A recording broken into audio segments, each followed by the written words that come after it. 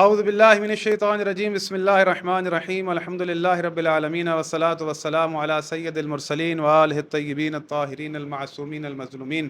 عزیزان محترم، پروگرام آیات علوی میں آپ کو خوش آمدید کہتا ہوں، اور آج کی ہماری آیت ہے سورہ انعام کی آیت نمبر 149 149 کہ اس میں اللہ رب العالمین فرماتا ہے بسم اللہ الرحمن الرحیم قل فللہ الحجۃ البالغہ فلو شاء لہداکم اجمعین، کہ اے محمد ان سے کہہ دو کہ دلیل قطعی اور حجت بالغہ اللہ کی طرف سے ہے، اور اگر وہ اللہ چاہتا تو تم سب کو ہدایت پر جمع کر دیتا۔ عزیزان محترم، اس آیت میں اللہ رب العالمین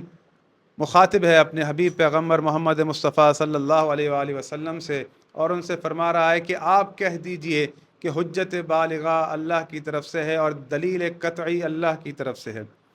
اللہ اگر چاہتا تو تم سب کو ہدایت پر جمع کر دیتا۔ عزیزان محترم، اللہ رب العالمین کا یہ فرمانا کہ وَلَوْ شَاءَ لَهَدَاكُمْ أَجْمَعِينَ، کہ اگر وہ چاہتا تو تم سب کو ہدایت پر جمع کر دیتا۔ اللہ رب العالمین نے سب لوگوں کو ہدایت پر جمع نہیں کیا، یعنی جبری ہدایت اللہ رب العالمین نے لوگوں کو نہیں دی، بلکہ ان کے لیے راہ ہدایت فراہم کر دی اور دکھا دیا کہ یہ میرا سیدھا راستہ ہے، اسے اپنا کر جو چاہے شاکر بندہ بننا چاہے شاکر بن جائے، اور اس کا انکار کر کے جو کافر بننا چاہے کافر بن جائے۔ اللہ رب العالمین نے جبراً کسی کو اپنی سبیل پر نہیں چلایا، جبراً کسی کو ہدایت نہیں دی، بلکہ راہ ہدایت فراہم کی۔ اور اللہ اگر چاہتا تو ایسا کر سکتا تھا کہ سب کو ہدایت پر جمع کرتا، لیکن کیونکہ اللہ رب العالمین نے انسان کو خلق ہی اسی لیے کیا ہے کہ اس کی آزمائش کرے۔ اس آیت کی تفسیر میں، تفسیر اہل بیت علیہ السلام میں حدیث موجود ہے کہ سدیر صرفی کہتا ہے کہ میں نے امام باقر علیہ السلام سے سوال کیا کہ ما انتم، کہ آپ کیا ہیں؟ تو امام علیہ السلام نے خود بتایا کہ نحن خزان علم اللہ، کہ ہم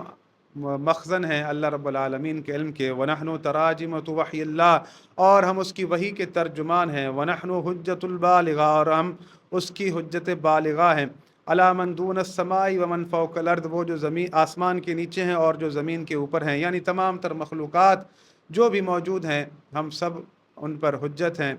اللہ رب العالمین نے اپنی مخلوقات پر ہمیں حجت قرار دیا ہے، اللہ رب العالمین نے ہمیں دلیل قطعی قرار دیا ہے اور اپنی حجت بالغہ قرار دیا ہے۔ اللہ رب العالمین نے ہماری ولایت کو زبردستی لوگوں سے نہیں منوایا، بلکہ ان کے سامنے معرفی کر دی کہ یہ مخزن علم ہے، یہ میری وحی کے ترجمان ہیں۔ رسول اللہ صلی اللہ علیہ وآلہ وسلم نے کبھی بھی کسی کے ساتھ زبردستی نہیں کی، بلکہ انہیں دعوت دی، دعوت یہ دی